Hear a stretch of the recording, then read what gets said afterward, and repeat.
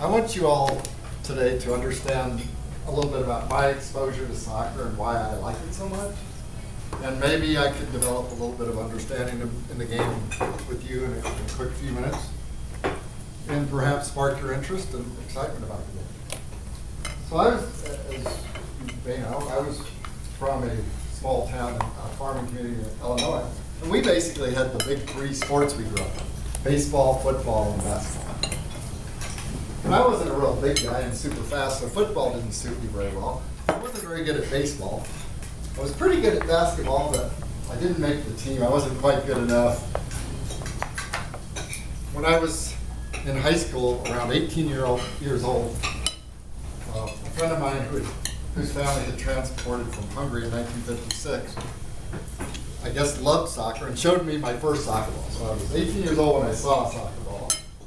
And he juggled it a little bit, you know, he bounced it around with your feet and stuff. And it got my interest, and I was kind of interested in the international aspect of the game. But I kind of put that on hold and went to college or what have you. And fast forward to when I'm 35 years old, and I moved from Mississippi to Greenville, South Carolina. And I joined a team. Nice. And got used to playing. Within about a year, the manager of the team moved. So there was a vacancy, and I kind of raised my hand and said, well, I can organize, I'm an engineer, I can contact people and collect the money and whatever. So I became a team manager. And since then, I've learned that being a team manager assures you a spot on a team. Even if you're the worst player on the team, which is true to this day. So,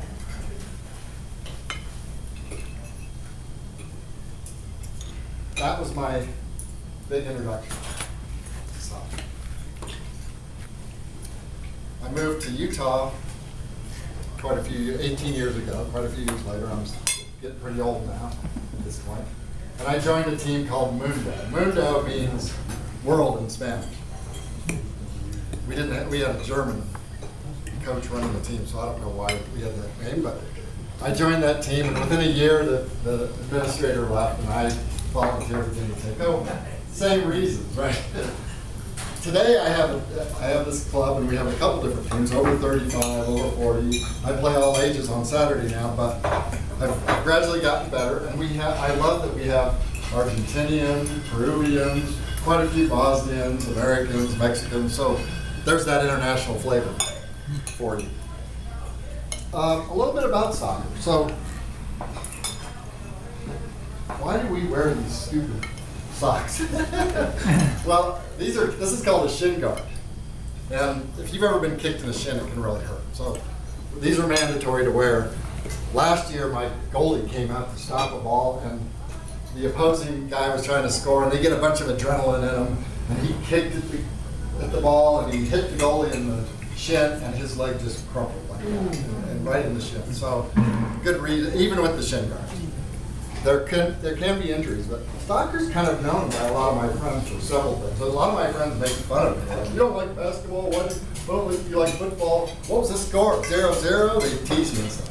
But they think that people flop in soccer. And you do kind of sometimes work the refs to get a call, because they have a thing called a PK, which is a good way to say it. If you get fouled when you're really close to the scoring area, and somebody fouls you, trips you, hits you, whatever, they get a PK, which is like from 20 feet away, it's you and the goalie, and it's a good chance to score. A little bit about the rules. So, different from basketball, when a basketball hits the line, it's out of bounds, right? In soccer, the ball would have to, if this is the out, and this is the field right here, the ball would have to be all the way over the line before it's out. So the soccer ball has to cross the whole line. When it does go out and you're on the side of the field, you do what they call a throw-in.